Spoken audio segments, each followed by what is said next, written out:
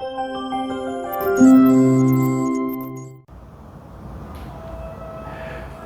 everyone. Today I'm going to talk about plank exercise.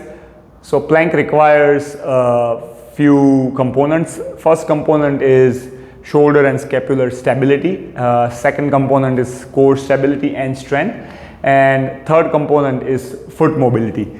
If you are missing one of these components or areas that you don't have a good stability and strength, you're gonna injure your shoulder or back, and you may end up having tendinitis or pain in those areas, including your neck. So I would like you to do this exercise that I'm going to show you before you do planks, or let's put it this way, that these are the pre-exercise to do the plank in a right way.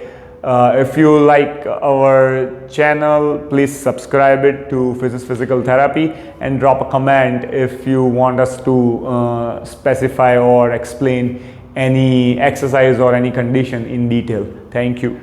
This exercise we're going to do is called positioning on your forearm and your knees.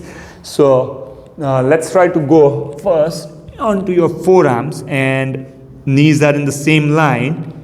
Once you maintain this position, try to keep your neck neutral, so make sure it's not falling down. In order to maintain your neck in a neutral position, try to keep pushing your forearms down to the ground.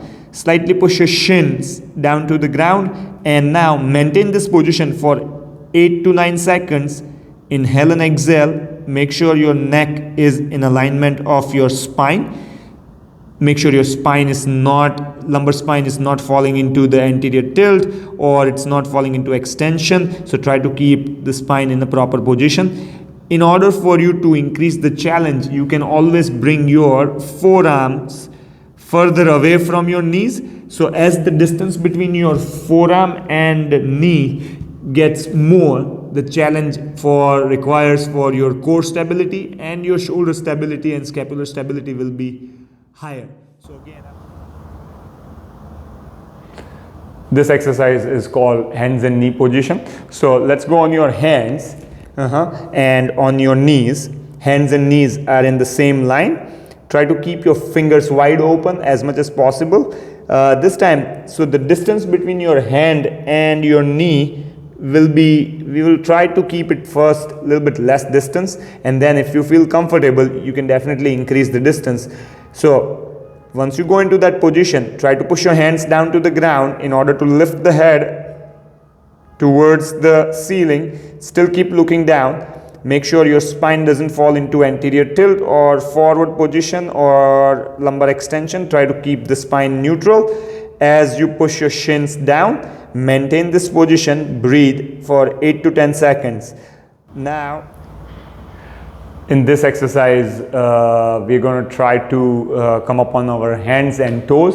So first, let's try to go on your hands and toes on the ground. Try to push your hands to the ground. Keep your neck longer, straight. Push your toes and lift your knees from the ground. Maintain this position for 8 to 9 seconds. Make sure your lumbar spine doesn't fall into extension. Inhale and exhale and relax it. I'm going to show you the same position on my side. So try to stay on your hands and toes. Now the important part is when you come up on your toes, try to keep all 5 toes on the ground. So now again, push your both hands, come up on your toes, try to keep all 5 toes on the ground. Make sure your head doesn't fall, your lumbar spine doesn't fall. Try to keep the neck and lumbar spine and into the same line. Try to maintain this position. You can lift the knees a little bit up higher or a little bit less. As you maintain this position, breathe, inhale and exhale, and relax it. To progress for this exercise, you can always increase the distance between your hands and knees. So if you go further with your hands and now you try to lift your same position, same thing, just increase the distance, it will be more challenging. So you can progress this exercise by increasing the distance. Maintain this position and relax it.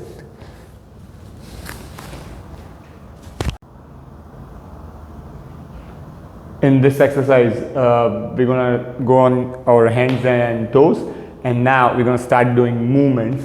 So it's basically downward dogs with the knee bend. So let's try to go on your hands and toes. Make sure all the toes are on the ground or on the mat, and now try to push your toes down, lift your knees up, maintain this position, and now move your whole body backward and upward, and slowly move your whole body forward.